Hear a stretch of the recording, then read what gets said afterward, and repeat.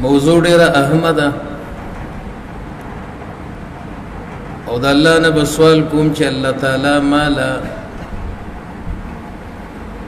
توفیق را کی چې د دې موضوع د قران او د حدیث پرانا کی ضروری پهلوګان تاسو ته بیان کړم. خود ټولونه اول کم آیاتونه چې ما تاسو د وړاندې ولستو د دې ترجمه کوم. الله فرمایي یقینا الله احسان او مهرباني کړې ده په مسلمانانو باندې. دې انسانانو ته الله تعالی د انسانانو د نسل او د جنس نه یو رسول محمد صلی الله علیه وسلم راولېګو او د هغه پیغمبر ذمہواری او کار دا دی چې د الله آیاتونه او تولست او د دې انسانانو په تزکیه کوي. د هر قسمه ګندګۍ نه به انسانان پاکي او د الله تعالی سوچه بندګان به جوړي او دا پیغمبر به د خلکو ته تعلیم د قران او د حدیث ورکي او یقینا د انسانان د نبی صلی الله علیه وسلم د بعثت نه وړاندې بخکاره گمراهی کی. د دویم آیت ترجمه دادا چې الله فرمایي یقینا اخرت کې هغه انسان کامیاب دی چې چا په دې دنیا کې خپل تزکیه وکړو ځان پاک او د الله نوم واغست او د الله عبادت او منځ وکړو. او الله شکوه او ګیله کړې دا چې اے انسانانو تاسو همیشه دنیا غوړه کوي په آخرت باندې او حال دا دی چې آخرت غورم دی او آخرت باقیم دی ختميږي نه او یقینا دا نصيحتون الله و ما په خوانو کتابونو کې انسانانو ته را لېږلي چې هغه د ابراهيم عليه السلام او د موسی عليه السلام صحیفې وي او هم دغه نصيحت می الله وي په قران کې امراولې چې د اخرت کامیابی به هغه چاته ملاويږي چې چا په دې دنیا کې خپل تزکیه وکړه. عزتمندو د نفس اصلاح او د انسان تزکیه او د انسان په نیغه لار باندې روانېدل دا دومره اهم کار دی چې الله تعالی 1,40,000 انبیا صرف د انسانیت د تزکیه لپاره را لېږلي. قران کې الله فرمایي کان الناس امه واحده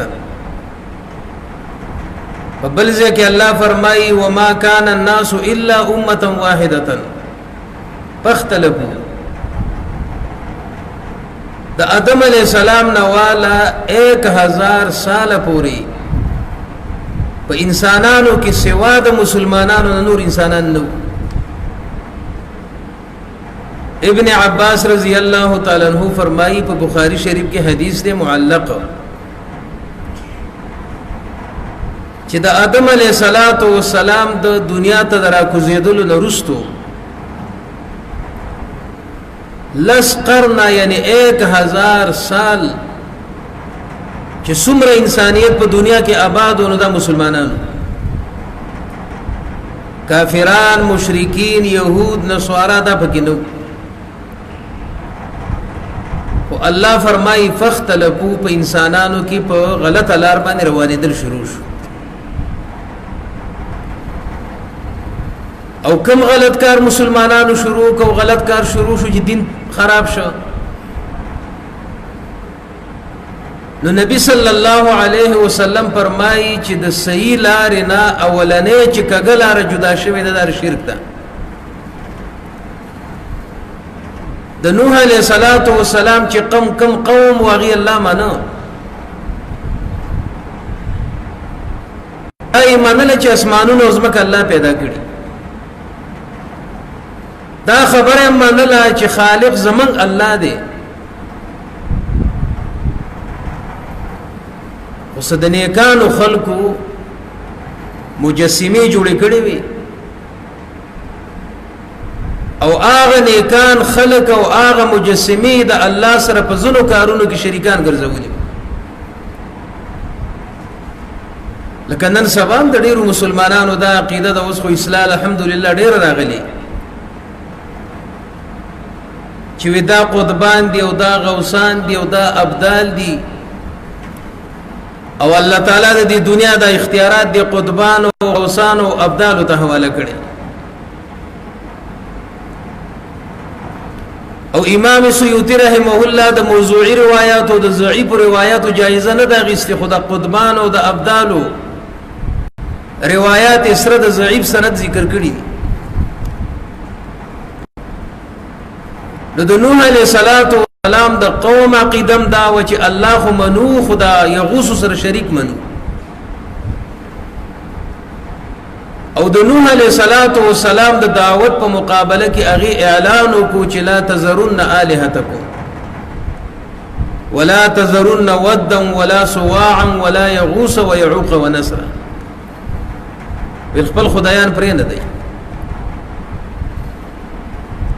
کله مسلمانان او د آدم علیہ السلام اولاد 1000 سال پس حق لار پرې خو د غلط لار روان شو نو الله تعالی د انسانیت بیرته په نیغه لار روانولو د پاره سلسله د انبیاء شروع کړه. فبعث الله النبیین مبشرین ومنذرین. او نوح علیہ السلام اولانه هغه رسول دی چې د غلطو خلقو په نیغه لار روانول او هغه ته د هدایت او د دعوت ورکول د پاره الله دنیا ته را لېږلی.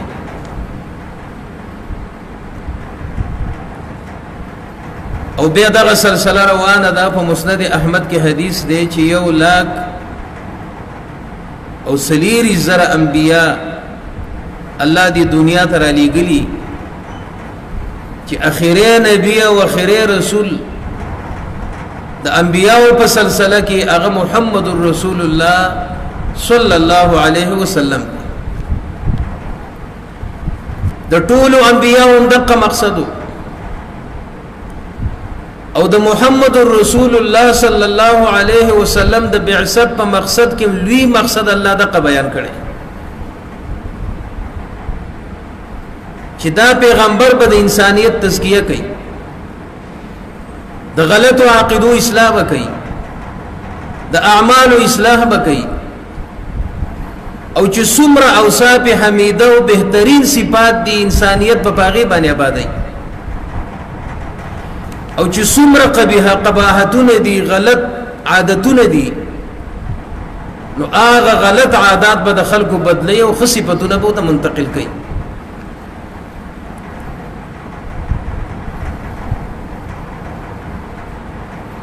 دویمه تزکیه د دې وجنه هم ده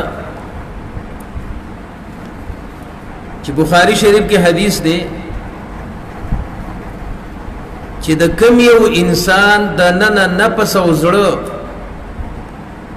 پاک شي نو دا ټول بدن به پاکي.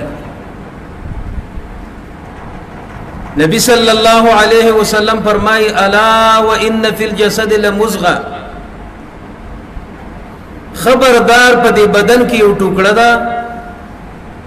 اذا صلحت چې کله هغه ټوکړه صالحه نو صلح الجسد كله، جسد او بدن ټول به صالحي. و اذا فسدت چې کله هغه ټوکړه فاسدای نو فسد الجسد كله، نبی صلی الله علیه وسلم وی به ټول بدن فاسد. او الا وهي القلب، پیغمبر علیہ السلام وی خبردار هغه ټوکړه په انسان کې زړه دی نو چې زړه د یو انسان پاکي نو دی به دروغ چرته ونه وي، چې زړه د یو انسان پاکي دی به دوکه چرته ونه کی،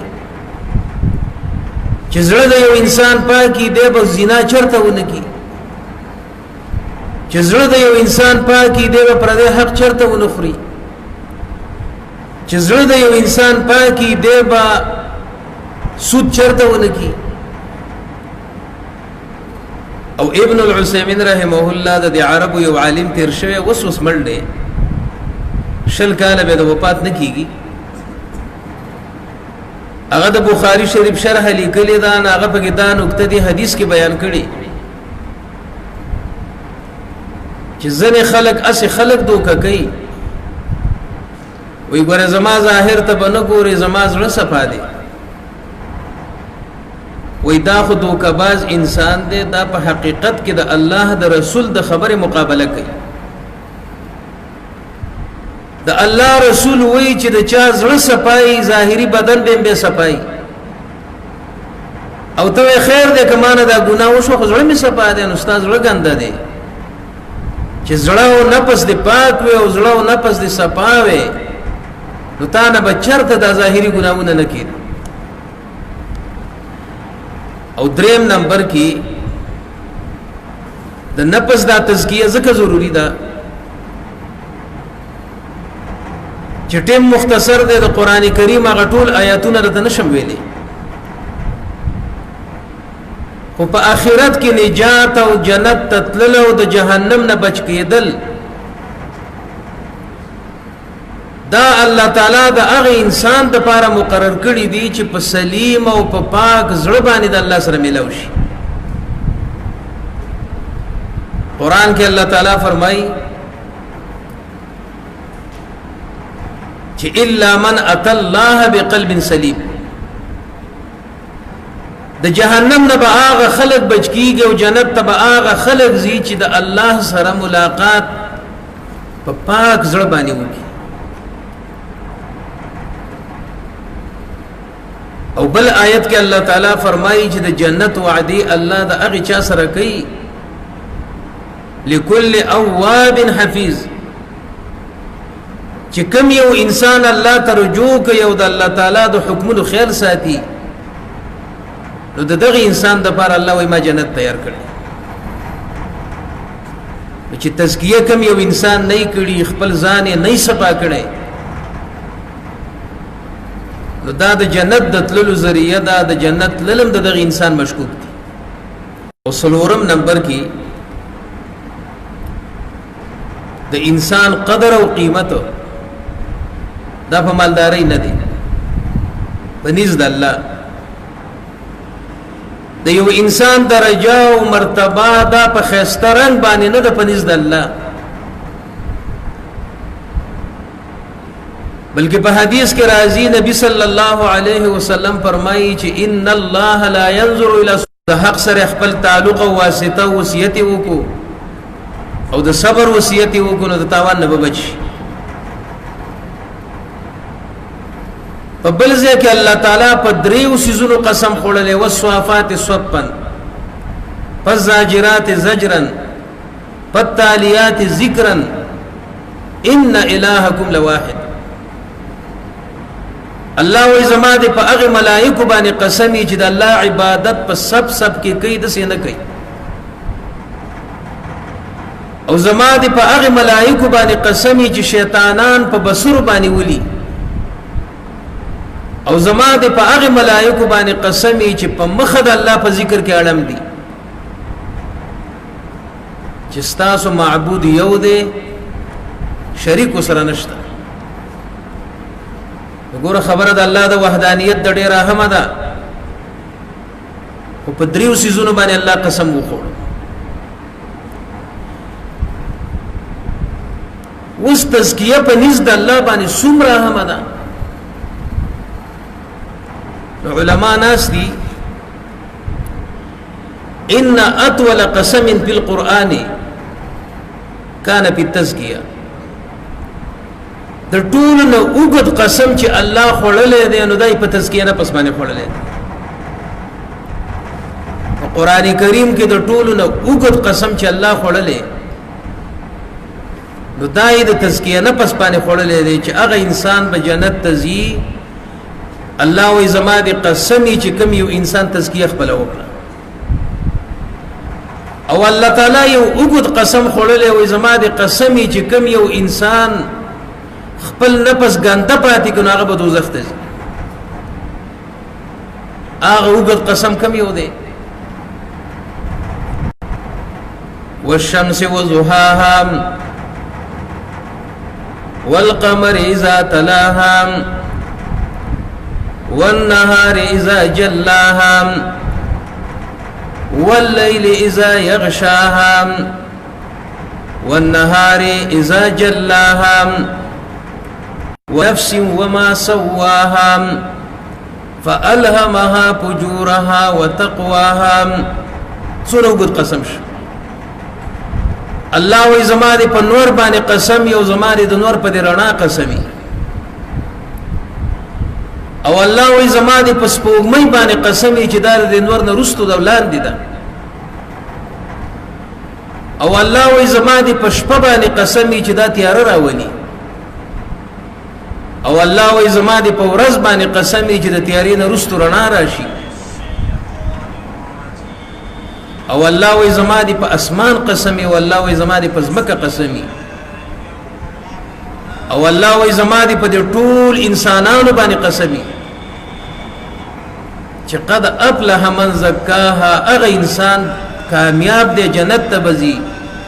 چې چا ځان تزکیه وکړي وقد خاب من دساها او یقینا تباد او نامراد دی هغه انسان چې هغه د خپل نفس ګنده پرې خو دو ککړې پرې خو دو او خپل تزکیه ونکړه نو عزتمندو په قران کریم کې چې الله تعالی اوږد قسم خورلې دی هغه په تزکیه نه پس باندې خورلې او د دینه بل لوی اهمیت د تزکیه پس نشته تزکیه نه فسته وې دا غیره ته مختصره تعریف کومه ابن قیم رحمه الله لکی چې وهي تطهير النفس من الصفات المذمومة والقبيحة والسعي على تكميلها وتجميلها بالأعمال الصالحة وتعظيم الله تعالى د نفس تزکیه دادا چې انسان د خپل نفس د هر قبیح او د ناکاره صفاتو نه بچ کی او دا انسان مهنتو کی چې دغه نفس خسته کی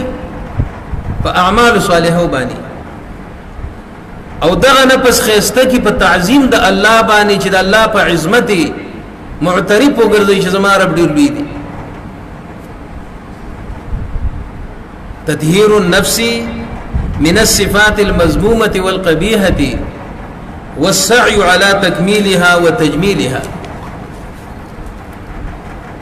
وز د غلط صفاتونه به من څنګه بچ کیږو خسته صفات به من کې څنګه راځي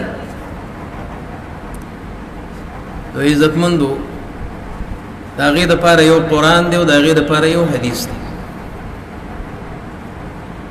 او نبی صلی الله علیه وسلم په موطا امام مالک کې حدیث دی چې د حجۃ الوداع په موقع باندې 1,00,000 صحابه د نبی صلی الله علیه وسلم مخې ته په میدان عرفات کې ناسو او پیغمبر علیه السلام ته یو د خطبه بیان کړه په هغه خطبه کې وددا وی چې ترکت فیکم امرین لن تضلوا ما تمسکتم بهما کتاب الله و سنت نبیه او په طبرانی شریف کې حدیث دی چې کله نبی صلی الله علیه وسلم وفات کېده نو د ځنکدن په حالت کې هم پیغمبر علیه السلام صحابه ته خپل دا وصیت دوباره بیان کړ چې ترکت فیکم امرین لن تضلوا ما تمسكتم بهما کتاب الله و سنت نبیه چې زه خو رستتېږم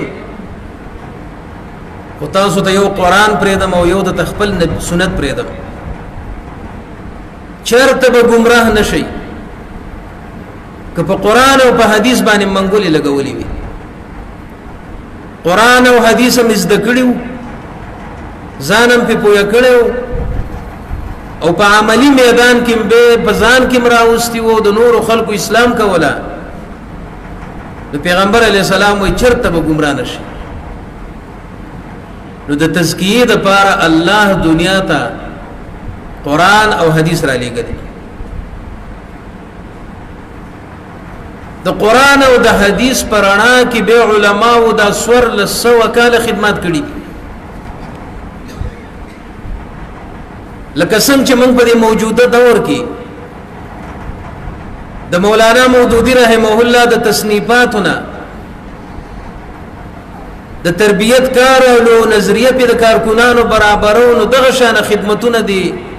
ائمه د علما هم کړي دي هغه د قرآن او د حدیث خادمینو د قرآن او د حدیث شارحینو که په کوم ځای کې خبره خطا کړي الله به معاف کړي خدا الله او د الله د رسول نه بد بل چا خدمات او تا د شارع او د شریعت په نظر باندې نه ګوري د شارح او د وضاحت کوونکی او د خادم په نظر به وته ګوري بیا په دې هندستان کې او په دې یمن کې او کې دې شي په دې نور دنیا کې یو خو ماته د یمن او د هندستان قتل مې ډیر کړی دي چې په دې کې زنو علماو د تزکیه د پاره د تصوف لارې راي جګړي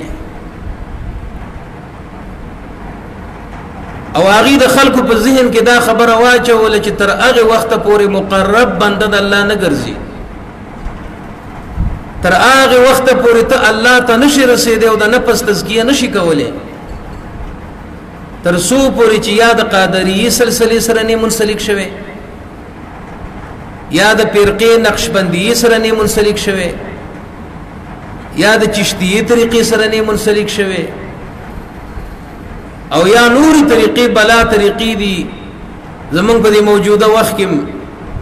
طریق غفوری او طریق رشیدی او طریق ظهیری او د نو نو علما هم طریقې ایجاد کړي نو د اهل تصوف او د متصوفین او چې د تزکیه نفس د پاره غي دا کومي طریقې ایجاد کړي دا بدعت ده دا بدعي طریقې دي د قرآن او د حدیث نه دا طریقې ثابت نه دي مولانا مودودی رحمه الله په رسائل مسائل کې د مولانا ظفر احمد عثماني صاحب سره یو مناظره کړې ده مولانا ظفر احمد عثماني په تصوف سره مناظره کړې ده چې تر تصوف خلاف ولیکي او د تصوف دا ټکي بدنام نه دي تصوف خو مولانا مودودی رحمه الله په دې دینیات کې وایي چې اصلاح د باطن ته وایي او د دې بل تعبیر خشوع ده او بل تعبیر احسان ده چې نبی صلی الله علیه وسلم فرمایي چې انت عبد الله كانك تراه فان لم تكن تراه فانه يراك احسان دې ته وایي چې یو انسان د الله د سي بندګي وکي چې د پزړه کې دا خبره چې بس الله میدان مخه ته ولاړ دی زیدم او کته الله نویني نو تا عقیده خو ولره چې الله خو مایني چې په دې تناظر کې کوم عبادت کیږي نو هغه ډېر د الله سره د مناجات عملي خو دې زمو علماء او تصوف دغه طریقو ته وې دا کومې چې بدعي طریقې دي نو مولانا ظفر احمد عثماني مولانا مودودی سے ابتوی چې ته اصل کې د دې پن واقف نه نو ذکر دې تصوف مخالفت کې نو مولانا مودودی رحمه الله او توي چې زما شوم او ما زبد خپل پلار سا د پیرانو د مجلسونو لتلمه زمانی که هم د دې طریقو سره منسلکو زما پلارم د دې طریقو سره منسلکو زچ سونه د دې طریقو نه خبره ما چې دا په څومره شرکیات او بدعات مشتمل دي نو د څه ته بل څوک نه دی خبر زکه تردید کو او مولانا مودودی رحمه الله ته یو جلک خودلې چې ستاسو په دې طریقه کې دا خبره ده چې یو انسان به الله تعالی رسی چې د تصور شیخ په ارسه کې وکي یو مرید چې نوې راشي او د دې پیرانو د طریقې زده کوي نو اول په دا خبره په خی چې ته تصور شیخ وکا داستا چې کم پیر دی ته په لار روانې د دې پیر تصور کوه که په مانځم ولاړې د دې پیر تصور کوه که د خوب نه راپاسې د دغه پیر تصور کوه نو دا څونه غلطه عقیده ده نو مولانا ظفر احمد عثماني مولانا مودودی رحمه الله ته د خپل بدعت حیله کوي مولانا ظفر احمد عثماني او تلیکی چې اصل کې دا خو د انسانانو په دې زړونو کې مختلف محبتونه دي نو د ګڼو محبتونو نه موږ محبت د الله ته نشو رئیستلې نو د دې شیخ د تصور په وجه باندې د دنه د خزي محبت من ختم د شیخ د تصور په وجه باندې د بچو محبت د دنه موږ لري کو د پټي او د دکان او د محبت لري کو نو د دنیا د محبتونو نه پاک او صرف د شیخ محبت په لکه راشي نو به چې په لګ مهنت وکړو نو د شیخ د محبت نه د الله محبت ته په آسان رسولې شو خو زماره سي خیال دی چې دوی خو مهنت کوي د ټول محبتونو نه تصور د شیخ ته مریدان را رسي خو اخوې به ټیر پنچر شوی په اقزه کې گاډه ولاړی د مرګ پوری په تصور د شیخ کې مرید لګي د تصور او محبت د شیخ رضوان نه وته لہذا د تزکیه د پاره او د تربیت د پاره قران او حدیث چې د قران او د حدیث سره د تعلق جوړو په سپال عرب رواني او چې د قران او د حدیث نه لا تعلق وي نو کته په چشتیه کې منسلک او کته په قادریه کې منسلک سوا د بدعات او د شرکیات او تبل سره ملاوي قران کې الله تعالی فرمایي چې مزکی او الله دی سورۃ النساء کې الم ترى الى الذين يزكون انفسهم بل الله يزكي من يشاء ولا يظلمون فتيلا الله وتعالى خلق ته نه ګوري چې رضان صفاتونه کوي بل الله يزكي من يشاء امام قرطبي وې د دې آیت نه معلومه شو چې مزکی با صرف یو الله دې او تزکیه هغه قابل قبول ده چې کوم د الله او د رسول په هدایت باندې سره حاصله کی بل الله يزكي من يشاء مزکی صرف یو الله دې قران او حدیث تزکیه راولي بیا علماء لیکي چې دا زړونه درې قسم دي یو ته صحیح زړه وي یو ته میت او مړ زړه وي او دریم نمبر چې دی نو هغه ته مریض او بیمار زړه وي لکه د ځان محاسبه چې کو نو الحمدلله موږ په میت زړه کې نه یو په مړ زړه والا به موږ نه یو وګوره بیماران ټول یو صحیح زړه والا با کم کوز خلکی صحیح زړه څه ته وایي چې په قران کې الله تعالی د جنتیانو صفات ذکر کړي دي چې الا من اتى الله بقلب سلیم صحیح زړه دی ته وایي چې انه القلب الذي سلم من كل شهوه تخالف امر الله ونهيه ومن كل شبهه تعارض خبره فان احب بالله وان ابغض بالله وان اعطى لله وان منع لله سالم او صحیح او سلیم زړه دی ته وایي چې کوم خواهش د الله د حکم په مقابله کې دا غنه مکمل پرهیز کوي د هر هغه خواهش نه ځان ساتي چې کوم د الله او د الله د رسول د حکمونو خلاف او د هر هغه نظریې نه او د هر هغه عقیدې نه او د هر هغه سوچ نه ځان ساتي چې کوم د الله او د الله د رسول د خبرو په مقابله کې جوړي نو دې دومره د سپاز و خاون شي چې د محبت معیار ملای چې د چا سره مینه کوي د الله د وجې نه کوي د بغض معیار ملای چې د چا سره بغض هم کوي د الله د وجې نه کوي او د ورکړې معیار الله چې ورکړه کوي د الله د پاره کوي او د منع معیار الله چې د چا نه منع کوي د الله د وجې نه کوي او مېز زړه ته وي مړ زړه ته وي نو دا د دې ژوندۍ زړه او د دې صحیح زړه مقابل او ضد دی خو په هو لا يعرف ربه مړ زړه هغه دی چې الله نه پیژني ولا يعبده بامره د الله تعالی د عبادت تصور او پر زړه کې چلی نه لکه دی غیر مسلم ته ګوره بل هو واقف مع شهواته ولذاته د دې منځړه والا ټول مقصد دا دی چې شهوت پوره کول او خوندونه حاصلول که په حلال او که په حرام نو دا د منځړه والا دی او دریم زړه چې دی دا بیمار زړه دی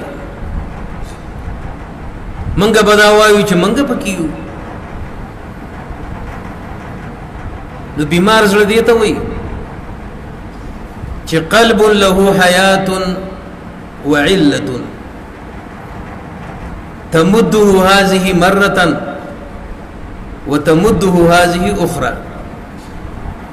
ایمان پکې دی حیات او جون پکې دی او مرض مو سملګری دی نو کله کله دا حیات او دا ایمان خو کارونو تراکاږي او کله کله دا بیماری غلطو کارونو طرف تراکاږي د نیکی کارونه هم کوي او د ګناه کارونه هم کوي نو ګناهونه هم تی وشي په کبر او لوی کې مبتلا شي په بغض او حسد کې مبتلا شي د مرتبو د اوچتوالي او د مشرۍ ارمانیم جوړ شي فخریه په مال او فخریه په قوم د خلین راوزی دایم مرض جوړ شي او بغي او ظلم او زیاته هم جامه جوړ شي دا بیمار زړه چې دا اصلاح ته ډیر محتاج دی مولانا امین حسن اصلاحی رحمه الله کتاب لیکل تزکیه نفس او هغه وی چې یو د عقیده تزکیه په کار دا چې ګنده عقیده او د شرک عقیده نه انسان مکمل ځان صفاکي دویم نمبر د عمل تزکیه په کار دا چې دا په طریقه د محمد رسول الله او په اخلاص باندې نو د دې انسان عمل بپاکي او دریم نمبر کې د تعلقات او تزکیه په کار دا د بچي او د پلار تعلق د خزه او د خاون تعلق د یو مسلمان او د بل مسلمان تعلق چې الله کوم اقدار خودلی چې په حق سره روان کې او صرف د الله رضا لپاره نبی صلی الله علیه وسلم فرمایي چې کوم یو انسان د بل مسلمان سره مینه او محبت هغه کوي چې کوم ځان له خوخی نو د دې انسان په زړه کې به الله تعالی ایمان ورنه باسي نو د عقیده تزکیه د عمل تزکیه او د تعلقات تزکیه مولانا من حسن اصلاحی رحمه الله وی دا انتهایی ضروری ده د علماء وی چې دا تزکیه په من کې څنګه راشي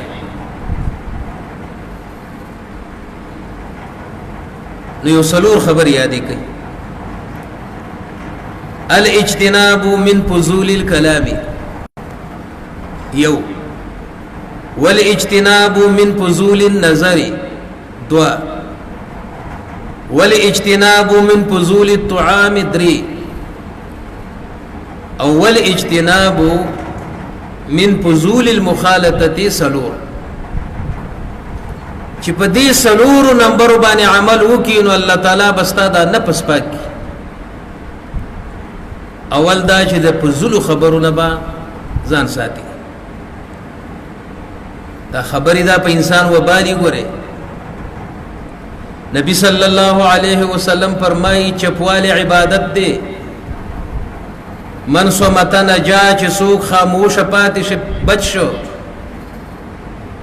الا من الخير کده خیر خبره به بیانې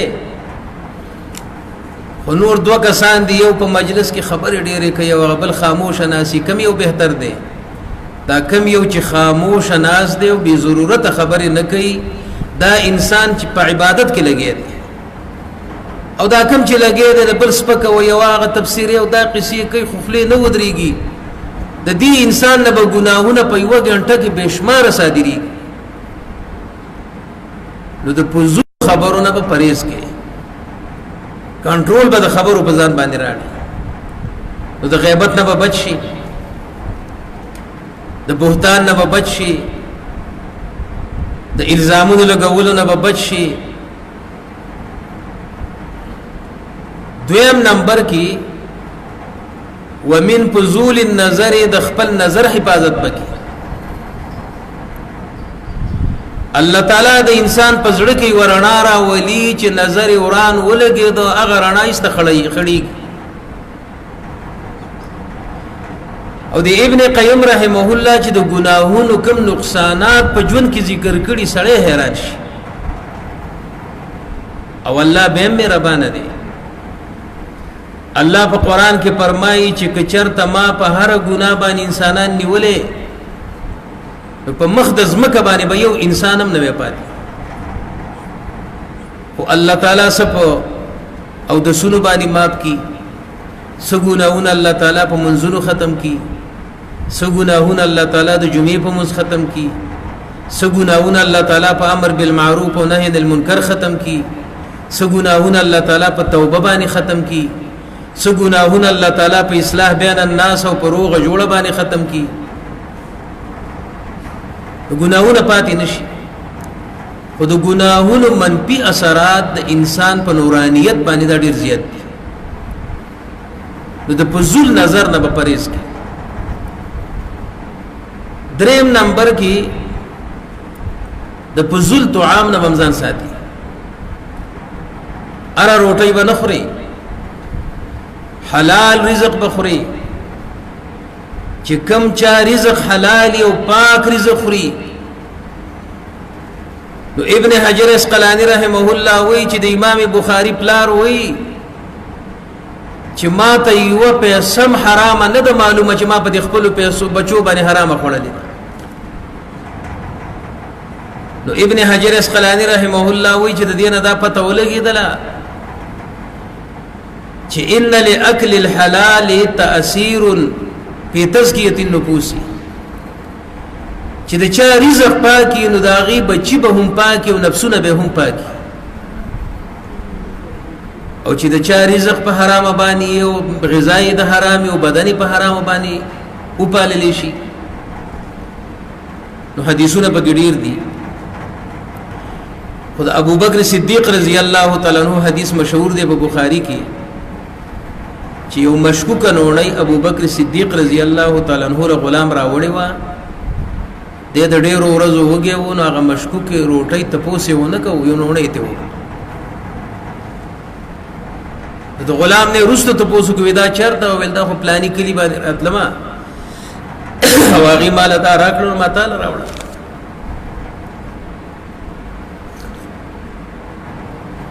ابو بکر صدیق رضی الله تعالی عنہ الټي شروع کړ تعالو ته دا غوته وردن نه کوله الټي به کوله هغه د ولګي نرستو یو نه ونی ونه نه راوتل نو به پسې وسکلي او د ابو په زور باندې ابو بکر صدیق رضی الله تعالی عنہ هغه یو نه ونی را بار کړ چا وته وی ونه ونی خو بس خیر دې دونه تکلیف دې بزان ولي تیر کړ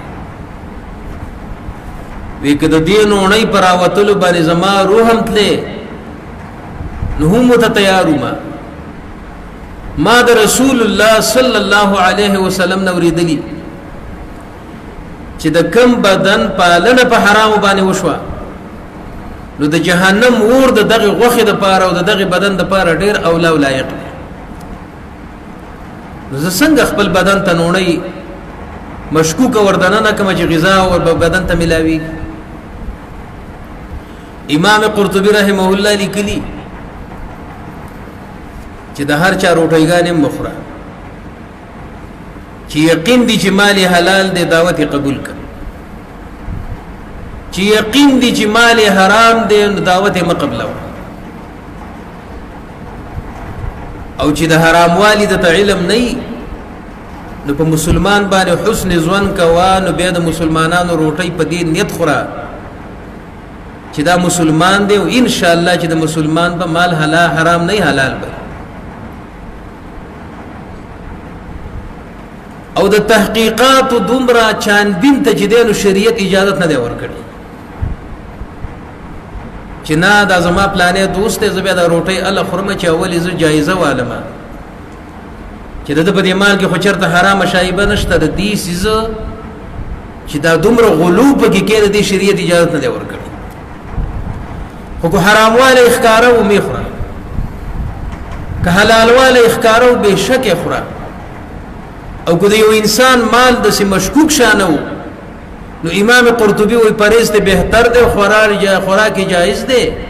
په دې نیت باندې چې حلال مال دی مسلمان دی په ما باندې چې دا کوم خوري دا به حلال دی او سلورم نمبر کې بهترین ملګری د ځان د پاره منتخب کول او د غلطو خلقو د صحبت او د ملګرتیا نه ځان ساتل یو انسان کې انقلاب ال راضی تزکیه ال راضی چې د صحبت ناستا ولاړه ملګرتیا د خو خلقو شي نو الحمدلله زمون ملګری خټول خدي خو ګوره به په دې خو کې انتخاب کې ځنې ملګری دسی چې دا غي سره یو غنټه صحبت او نشي سوال نو د الله د تسړیر تر یادېږي اذا رؤوز کر الله او ځنې ملګری د سې چې هغه په دې جماعتي ملګرو کې دنیا پرستی چې وسکینه د تزکیه سبق د تډیر کم کوز حاصلېږي د زر پرستی او د دنیا پرستی درس برته ملاوي نو د غلط مجلس نه د فضول مجلس نه په پریز کې او د نیکانو صالحین صحبت په اختیاره نبی صلی الله علیه وسلم فرمایلی لا تصاحب الا مسلما ولا ياكل طعامك الا تقي ملګرتیا مکه او مگر د صحیح مسلمان سے وکړه او روټیګان مخره مگر په تقوادار او په نیکانو خلقي وخره د خو خلقو د صحبت خبره پیغمبر زکه وکړه چې د حیوانات خوونه او عادتونه په انسانانو کې را منتقل کیږي نو د تربیت د پاره یو سلسله شروع کړي او بخاری شریف کې حدیث ده پیغمبر علی السلام وایي چې یو نبی الله دنیا ته نه دی را لېږلی مگر په هر نبی باندې الله ګډو چيلي سره ولي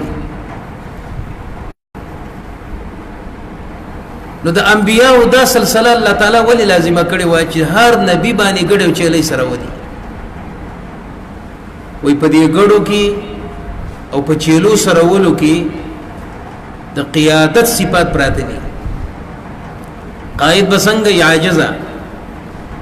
چې د چا واسطه د ګډو د چيلو سره پاغه کې عجز خود به خود راځي تواضع په خود به خود راځي د دې وجه په ګډبه کې به تاسو تکبر ویني نه ګډبه انسان چې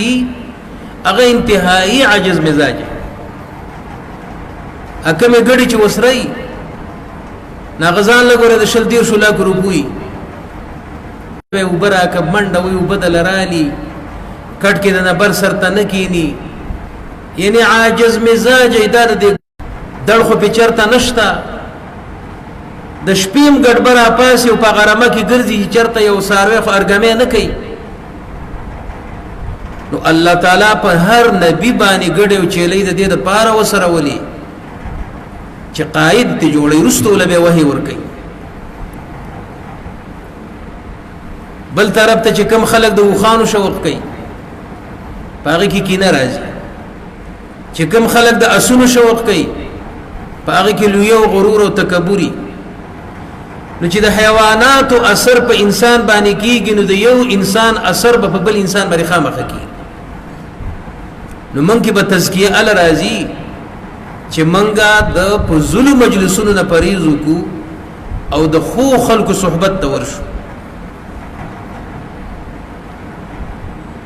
به د تزکیه د لپاره علما ولیکل کړي چې یو اخلاص پکار دی للهیت پکار دی چې سم کوي چې د الله رضا مخته که عمل لګ دی او ډېر دی خو چې صرف د الله رضا د پاره یي نو دا یو بنیادی صفت دی دویم نمبر کې په تزکیه کې دا ضروری ده چې سم کې نو په طریقه د محمد رسول الله صلی الله علیه وسلم به کې د نبی صلی الله علیه وسلم د متابعتنا د نبی صلی الله علیه وسلم د طریقونه په غیر په دنیا کې نه کامیابی شته او نه تزکیه شته او نه اسلامي انقلاب شته او نه براشي او دریم نمبر کې د توبې عادي جوړېدل پکار هر وخت کې الله ته توبه ایستل پکار قرآن کې الله تعالی فرمایي چې اے پیغمبره زما آغی بندگانو ته اوایا چې چا گناهونه کړي چې د الله د رحمت نه منه امید کیږي یقینا الله ټول گناهونه معاف کوي او د صغیره معاف کولو د پاره بشمار اسباب دي او د کبیره د معاف کولو د پاره توبه ده او الله په قران کې فرمایي چې اے د ایمان والو الله ته خالص توبه وباسه نو توبه ومن څنګه وباسو که چاته څه ګناه معلومه ار وخت کې توبه وباس الله پر تمام کړي لکه ستانه لس کاله مخ کې یو ګناه شوی دا او تا توبه ایستي امید دې چې الله به معاف کړي خود مرګ پورې چې تدقه توبه وباسي نو الله بدل په اره توبه باندې اجر درکړي نو توبه یو عظیم عبادت د دې وجنه د علما وی چې د انبیاونا لغزشات د دې وجنه کیږي چې انبیا د دې نعمت نه محروم نشي انبیا د دې عبادت نه محروم پاتې نشي اوس کده انبیاونا غټ ګناهونه نه کیدي واړه تم نه کیدي او لغزشات تم نه کیدي نو به دا عظیم عبادت چې توبه ده نو د دې عبادت نه انبیا محروم وي لکه ملائکه چې محروم دي د الله ذکر کوي او قران کې الله وایي چې لا يعصون الله ما امرهم ويفعلون ما يؤمرون پرشتي ګناه نه کوي نو توبه وسنګ وباسي مسلم شریف کې حدیث دی نبی صلی الله علیه وسلم فرمایي چې د الله هغه بنده ډیر خوخي چې ګناه دي وشي او الله ته به توبه وباسي او استغفار او بخنه غواړي د الله ته د تملق او د زاری د الله ډیر خوخه ولی ويعلم عبدي بان له ربا يغفر الذنوب ويأخذ به د دې بنده څومره خپل عقیده چې ما نه خو ګناه وشوه خو زما یو رب شته دی چې هغه مال سزا را کول باندې قادر دی او بخنه باندې قادر دی نو الله وې دې بنده دا تملق او دا چاپړوسی او دا عجزي مې ډېره خوښه ده نو کو ګناه شي او کو نه شي خو توبه وباسي بل توبه ورسنه وباسو منګه د الله طاعت او د الله عبادت کما حقه نه دی کړی زمنګ منځ به بیکار ای زمنګ روجي به ټیک نه ای زمنګ عمره به ټیک نه ای زمنګ حجونه به ټیک نه ای نو موږ به الله ترجو کو چې یا الله موږ ستا حق عبادت نه کړې موږ معاف کړه او سلورم نمبر کې المداومه على الاستغفار وذكر الله دا خپل جبه همیشه د الله په ذکر باندې لمده ساتي همیشه الله یادوي قران کې الله تعالی په بل یو عمل باندې حکم نه دی کړی چې ډېرې کوي بلکې الله تعالی په هر عمل کې حسن غواړي ليبلوکم ايکم احسن عملا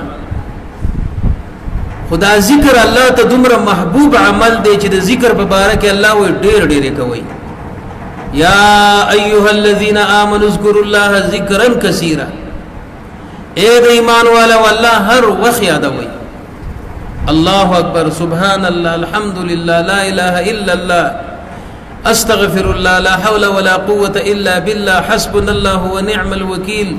سبحان الله وبحمده سبحان الله العظيم دا ټول اذکار چې آسان اذکار دي درود شریف چې دا ستاسو د ژوند اهمه برخه چې اسی نه ناس که دکاندار او دکان کا کنه نو به ذکر کوه که نوکر او نوکری په دفتر کې ناس یو وخت لږ فارغ ذکر کوه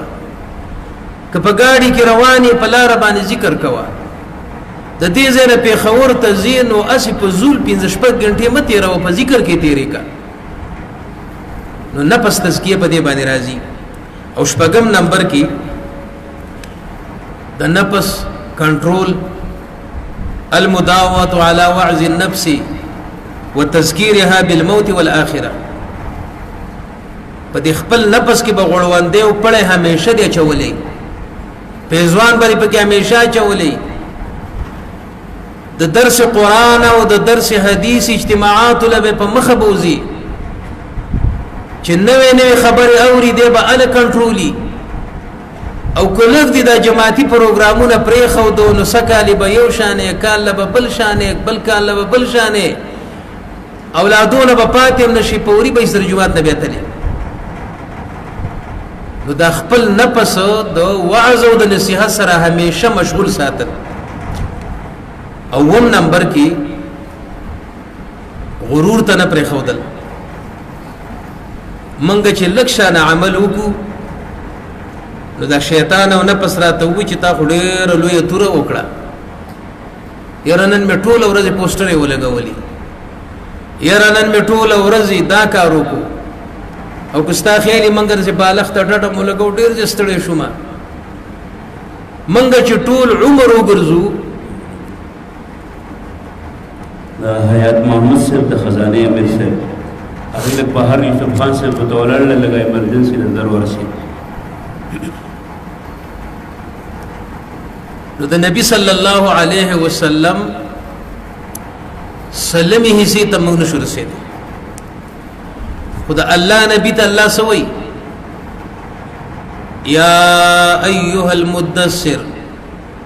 قم فانذر وربك فكبر وثيابك فطهر والرجز فاهجر ولا تمنن تستكثر اے په کمبل کې او په بستر کې ځان ران غختون کیا پاس او د الله تعالی د دین بیان خلکو ته وکړه او خپل جامع او کپڑے او عمل دیم پاک کا او د هر قسمه غلط کار نه پریز وکا چې څوک د ګوتو ونني سجدا پلانه هو غلط کار کوي ماته تاسو د جماعت اسلامي کارکونه ورکن او ولا تمنن زباتنه مکوا تستكثروا په دې حال کې چې د الله د دین د خدمت ډیر غني چې ډیر خدمت مو کې نو په اذا پرغت پنصب و الى ربك پرغب چې ټول ورځم ځان ستړی کې نو به الله ترجو کجی الله قبولي کړه منګه د ابراهيم عليه السلام او د اسماعیل عليه السلام درجه ته نشو رسیدي ابراهيم عليه السلام او اسماعیل عليه السلام چې د الله کور جوړ کړي د دې نه بل بهترین عمل نشته قرآن کې الله سوي وَإِذْ يَرْفَعُ إِبْرَاهِيمُ الْقَوَاعِدَ مِنَ الْبَيْتِ وَإِسْمَاعِيلُ قَالَ رَبَّنَا تَقَبَّلْ مِنَّا إِنَّكَ أَنْتَ السَّمِيعُ الْعَلِيمُ الله وی د ابراهيم عليه السلام او اسماعیل عليه السلام چې د خانه کعبه دیوالونه جوړول نو دغه عمل سره سره به الله ته سوال کو چې یا الله قبولي کړه یا الله قبولي کرانا الله ته دعاګانې اوري دا عمل زمونږ نه قبول کړي نو دا نفس کله کله موږ دوکه کی چې موږ لږ عمل مو کو نو هغه موږ غره کی چې موږ ډیر کار وکړو نو چې سدیم کړي نو هغه د پسین باندې ځان الله وکړو نو د دې خپل نفس سره به مقابله کې او د قران او د حدیث سره به تعلق جوړ ساتي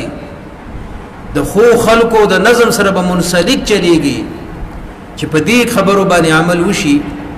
نو ان شاء الله چې موږ اگر چې فساد په دور کې خدا کشتۍ دي دا چترې دي په دې کې به ان شاء الله موږ الله محفوظ ساتي الله تعالی دې زمونږ د نفسونو